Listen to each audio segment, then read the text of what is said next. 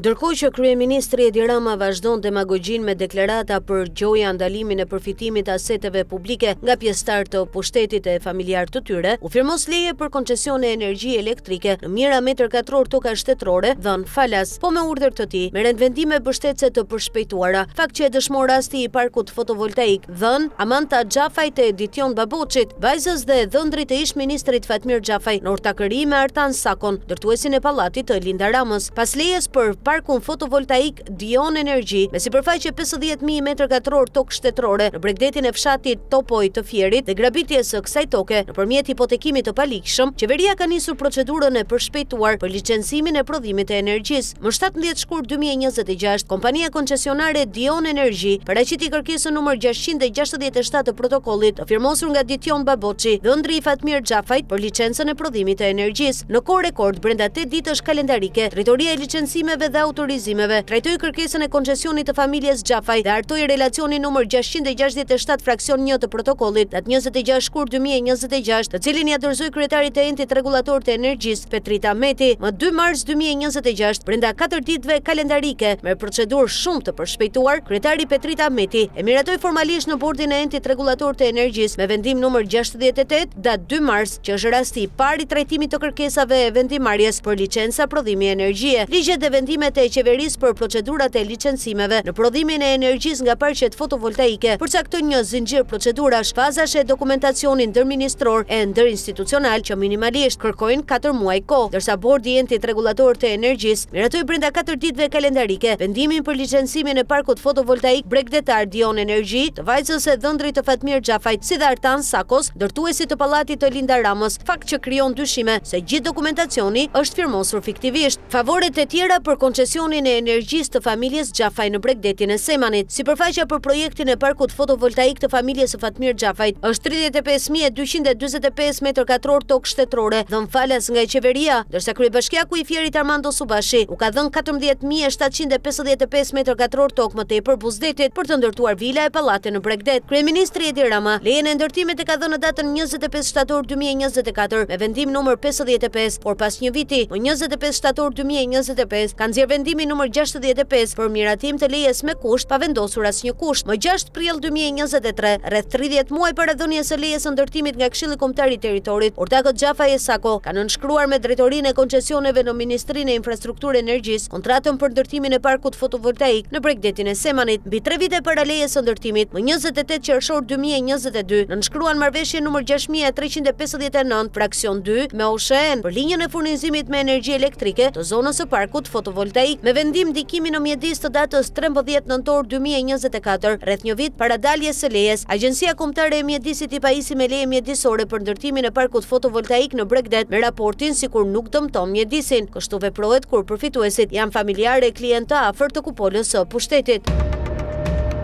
Gjatë pjesëmarrjes në samitin me temë në mbrojtje të demokracisë të zhvilluar në Barcelonë, kryeministri Edi Rama fsheu takimin me Alex Soros dhe publikoi me bujë takimin me kryeministrin e Spanjës, Pedro Sánchez. Për takimin me homologun spanjoll, Edi Rama tha se bëri disa marrëveshje ekonomike për zhvillimin turistik dhe për luftën kundër krimit organizuar, por pyetja që bëhet është kjo: a e di kryeministri i Spanjës Pedro Sánchez që Edi Rama, me cilin nënshkroi marrëveshje për luftën kundër krimit organizuar, ka vëlla Olsi Ramon, bosin e grupit call center Milton në Shqipëri, që bashkë me ortakun Amant Josifi u vodhën miliona euro qytetarëve spanjoll, sipas policisë dhe drejtësisë së Spanjës, që zhvilloi operacion goditës në Shqipëri bashkë me Europol, Eurojust dhe agjencitë holandeze e gjermane. Krerët e organizatës kriminale call center ishin Olsi Rama e Amant Josifi, por kryeministri Edi Rama, nëpërmjet shefave të policisë shqiptare dhe segmenteve brenda SPAK-ut, manipuloi të dhënat dhe hoqi emrin e Olsi Ramës nga dosja, ndërsa ortakun Amant Josifi e njoftuan para arrestimit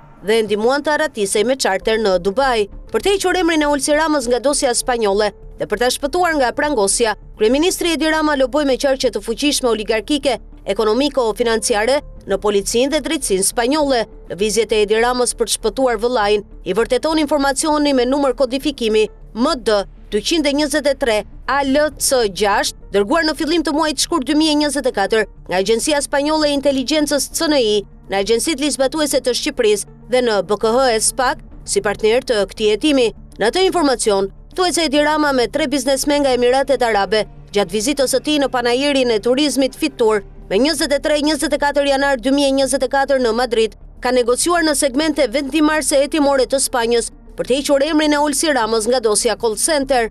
Provat për rolin e Olsi Ramës si kreu faktik i grupit mashtrues call center Milton në Shqipëri, drejtësia spanjolle i ka marrë nga Europol dhe përgjimet e kontakteve brenda grupit mafioz maltez, bielorus e izraelit. Por dëshmi dhe regjistrimet telefonike e kompjuterike kanë serviruar edhe 2 shqiptarët e Rindi Pysqyli e Berlando Saracaj, administrator të qendrave call center, të arrestuar dhe nën hetim nga drejtësia spanjolle. Sipas informacionit, lobimi është ofruar shefit të policisë dhe një hetuesi qendror të Spanjës kundrejt shpërblimit, mbrëmjen e datës 23 janar 2024, mundsuar nga 3 biznesmenët e naftës dhe energjisë të Emirateve Arabe, që ishin shoqërues konfidencial të kryeministrit Edi Rama. Nuk dihet nëse kryeministri i Spanjës Pedro Sánchez ka dieni që vëllai Edi Ramës është një nga krerët e grupit call center që mashtroi e vodhi mijëra qytetarë spanjoll, por dihet që antar të grupit policor dhe të hetimit të Spanjës, tek të cilët loboi Edi Rama për të hequr nga dosja emrin e Olsi Ramës, aktualisht janë pjesë e këshilltarëve të kryeministrit të Spanjës Pedro Sánchez, ndërsa oligarkët arab janë pjesë e përfituesve ekonomik nga qeveria spanjolle dhe qeveria e Shqipërisë.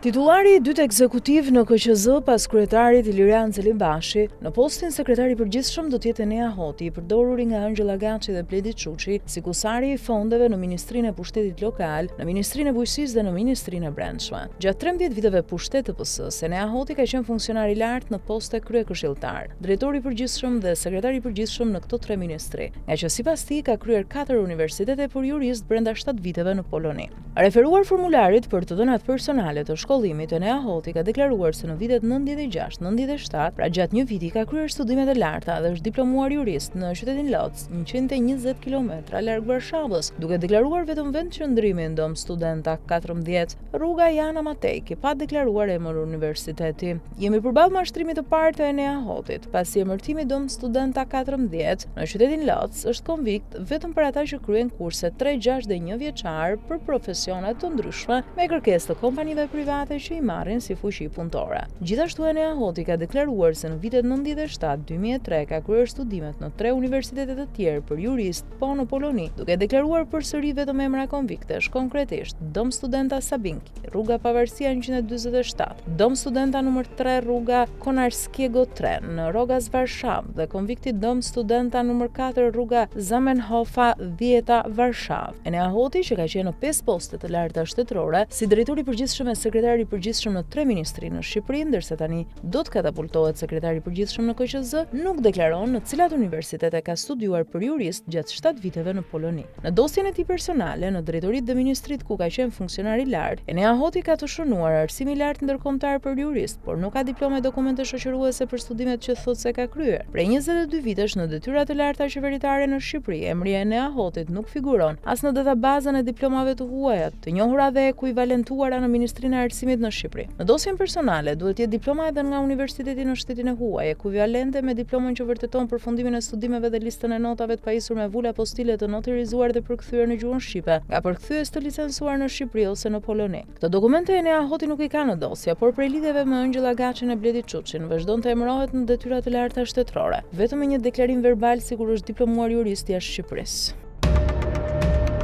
Në janar 2022, Elton Karapici, i drejtorisë qendrore të tatimpaguesve të mëdhenj, mori titullin doktor i filozofisë me studimin taksa morale tatimore, analizë teorike, ku bën moral për kryerjen e detyrës me ndershmëri nga tatimorët dhe raportet ligjore e korrekte me bizneset. Në teori tatimori, Elton Karapici të krijon përshtypjen se është simboli i ndershmërisë gjatë kryerjes së detyrës, ndërsa në praktikë është ujk që zhvat bizneset nëpërmjet rishfeteve me presione për gjoba, bllokim të aktiviteteve pasurive e llogarive. Gjatë 10 viteve në sektorin e tatimeve të bizneseve VIP, Elton Karapici rezulton të jetë personazhi me më shumë denoncime dërguar te kryeministri Edi Rama, ministrat e financave, drejtorët e tatimeve dhe në policinë antikrimit financiar, prokuroria e SPAK. Por megjithse ka shumë prova, asnjë prej drejtuesve të qeverisë, tatimeve, policisë antikrim dhe drejtësisë nuk vepron për ta larguar nga tatimet Gjobaxhiun Elton Karapici e për ta proceduar penalisht minimalisht për abuzime detyrën. Në denoncimet që kanë bërë shumë biznese është provuar edhe me regjistrime audio-video se Elton Karapici zhvat duke përdorur skemën e kontrolleve abuzive, mosbatimin e protokollit kontrolleve, saimin e shkeljeve dhe presionet për gjoba të mëdha zyrtare ose dhënie rishfetash. Jasi i klasifikon bizneset viktima.